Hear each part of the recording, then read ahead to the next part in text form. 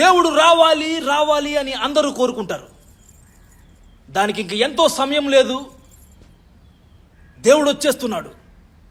దేవుడు ఈ భూమి మీదకు వచ్చే రోజు దగ్గర పడింది. ప్రాయశ్చిత్తమే ఆ దేవుణ్ణి చేరుకోవడానికి ఉన్న ఒకే ఒక్క దారి.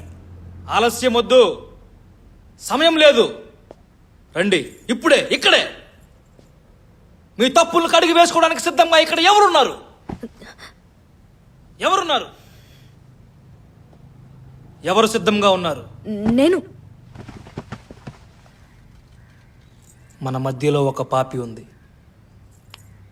చెప్పు.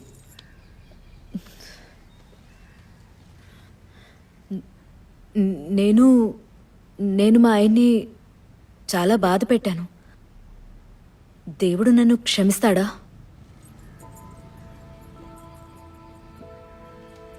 జీసస్కి చిన్నప్పటి నుండి గొర్రె పిల్లలంటే ఎంతో ఇష్టం. ఆయన దగ్గర 100 గొర్రె పిల్లలు ఉండేవి. వాటిని ఎంతో ప్రేమగా చూసుకునేవాడు ప్రభువు.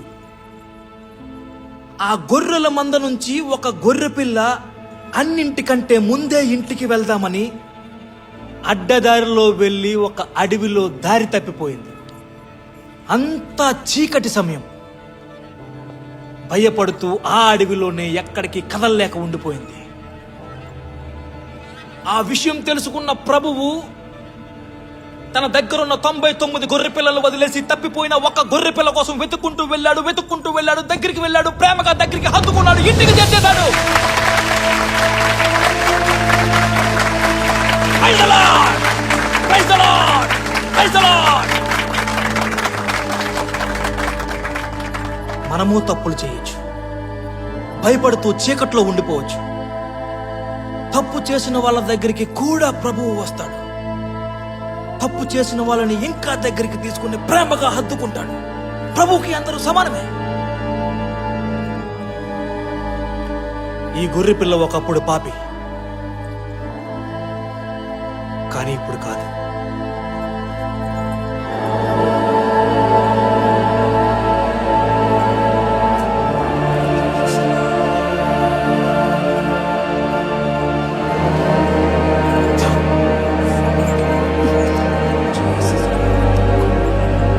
పాపాలు కడిగి వేయబడ్డాయి. ప్రభువు తనని క్షమించేశాడు. జీసస్. ఆమేన్.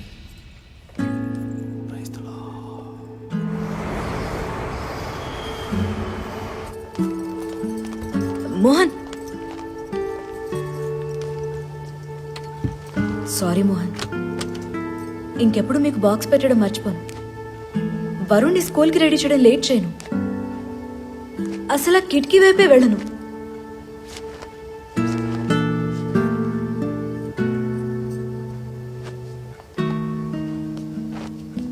ఒకప్పుడు నేను తప్పిపోయిన గొర్రె పిల్లని మోహన్.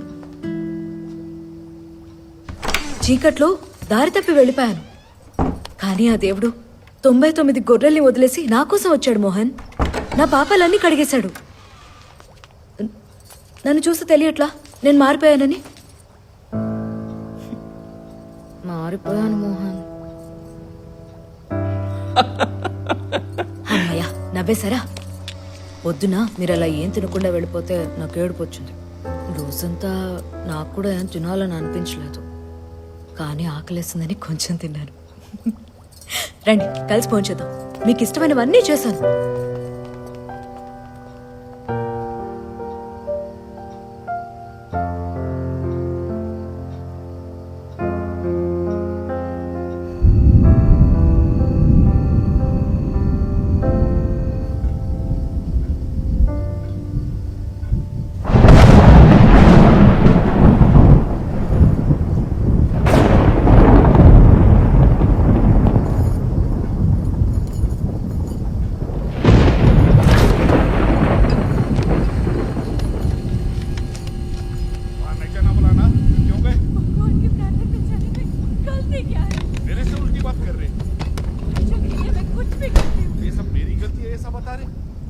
मुझे तुम हो ये पहले तुम मालूम करो। भगवान को मालूम है कि कारण कौन है।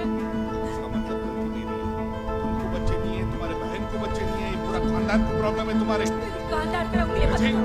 तुम तुमसे बात करना, तुमको बर्दाश्त करना मेरे से नहीं होता अभी। मेरी इज्जत पूरी खाक में मिला दी है। तुमको मेरी बीवी बोलना बोलते शर्म आ रही। आइंदा ऐसी हरकत करे तो जान से नहीं,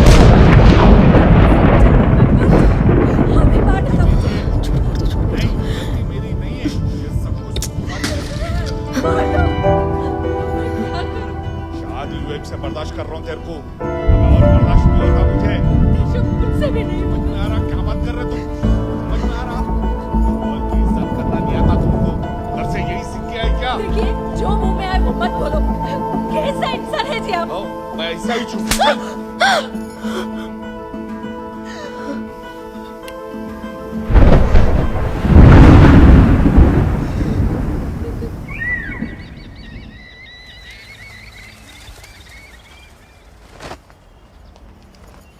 అక్క ఏంది పిలిచినావు? ఏమైందక్క అట్లున్నావు? అది అక్క మళ్ళేమన్నా చూసినావా ఏంది? ఫిరోజ్ తన భార్యనేదో చేశాడే. అక్క నేను మీ ఇంట్లో పని చేస్తున్నా, బాయ్. ఏయ్ ఆగవే, మరి లేకపోతే ఏందక్క? నిజం చెప్తున్నానే, ఫిరోజ్ తన భార్యని కొట్టేవాడని నువ్వే చెప్పావు కదా. నా మొగుడు కూడా నన్ను కొడతాడు. ఎవరు చూడనప్పుడు నేను కూడా కొడతా. అయితే ఏయ్ నాకిప్పుడు చెప్పలేదేంటే? సరే ఇవన్నీ వదిలే. నిన్న అర్ధరాత్రి వాళ్ళిద్దరూ పెద్ద గొడవ పడ్డం నేను చూశాను. పొద్దున్నేమో ఫిరోజ్ ఒక్కడే ఇంటికి తాళం వేసుకుని బయటకెళ్ళాడు. అప్పుడు వైఫ్ ఏమైనట్టు? అంతెందుకు, రోజు ఈ టైంకి షాప్కి వెళ్ళేవాడు. ఇవాళ వెళ్ళి తిరిగి వచ్చేసాడు. ఇప్పుడు కూడా ఇంట్లోనే ఉన్నాడు. నాకేదో తేడాగా అనిపిస్తుంది. ఏంలే, ఊరికి పోయి ఉంటదిలే అక్క. నువ్వు అనవసరంగా ఎక్కువ ఉంచుకుంటున్నావు. నేను జస్ట్ వాసన చూసి కూరలో ఉప్పు ఎక్కువైందో తక్కువైందో ఈజీగా చెప్పేస్తానే. దేవుడిచ్చిన గిఫ్ట్ అది. నేను పసిగట్టింది తప్పయ్యే ఛాన్సే లేదు. అక్క వదిలే, అనవసరంగా సార్ మళ్ళా తిడతాడు. ఏం తెలీదే, నువ్వు నాకు ఒక పని చేసి పెట్టు చాలు. ఏందది? ఫిరోజ్ ఫ్లాట్కి పనికి వెళ్ళి ఒకసారి మొత్తం చెక్ చేయి. ఏమైనా క్లూ దొరుకుతుందేమో అని. నా మొగుడే నీకంటే నయ్యం. తాగుడు బంద్ చేస్తా అని ఒట్టేసిన ప్రతిసారి కనీసం వారం రోజులన్నా బుద్ధిగా ఉంటాడు. నువ్వెందక్క మరి ఇట్లున్నావు? వినవే, నా కోసం ఒక్కసారి వెళ్ళవే ప్లీజే. వెళ్ళవే అక్క ప్లీజే. నా కోసం నా ప్లీజ్ కోసం అక్క. నా కోసం వెళ్ళవే, నా అక్క. కోసం ప్లీజే అక్క. ప్లీజే. అక్క ప్లీజ్. వెళ్ళవే.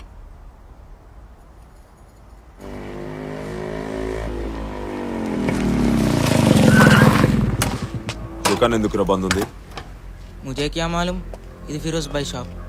బంద్ చేస్తాడు, ఓపెన్ చేస్తాడు, అది ఆయన ఇష్టం. కాన్నకరాలు చేయకరా కబీస్. మేము ఎత్తుకుతున్న ఎగ్గు గురించి నీకు తెలుసు కదా. ఎగ్గా? నాకేం తెలియదు. ఏయ్! నాకు ముందు నుంచి మీ మీద అనుమానం ఉందిరా. చెప్పు. ఆ ఎగ్గుని ఫిరోజ్ భాయ్ ఇంటికి తీసుకెళ్ళిండు, నాకేం తెలియదు. ఇల్లెక్కడా? ఇల్లెక్కడా? రా చెప్పు చెప్పు. నువ్వు అనుకున్నట్టు ఏం జరగలేదక్క. అంతా మామూలుగానే ఉంది. మేడం ఊరికి పోయిందంట. అలా అవ్వకూడదే.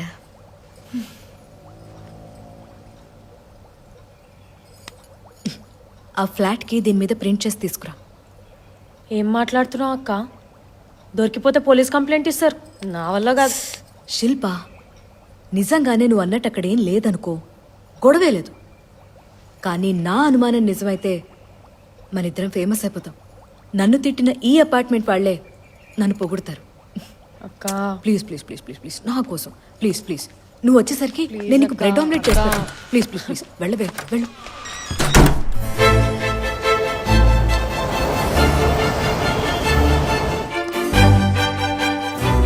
చాలా థ్యాంక్స్ అండి. ఎందుకో తప్పు చేస్తున్నావు అనిపిస్తుంది అక్క. ఒక్కసారి ఆలోచించు. అలాంటిదేం లేదు, నువ్వు భయపడకు.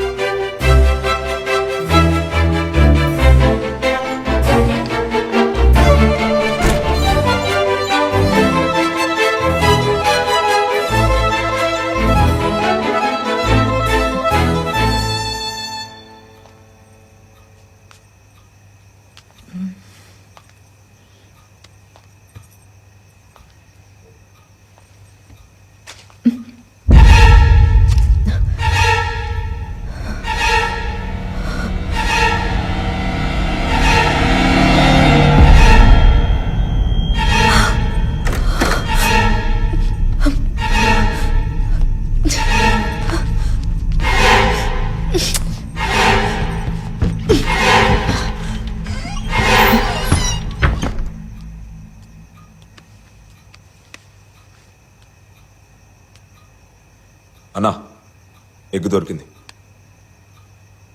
ఎక్కడున్నావు? B R Nagar Gulmohar apartments. ఓ గంటలో నీ దగ్గర ఉంటా. త్వరగా రా.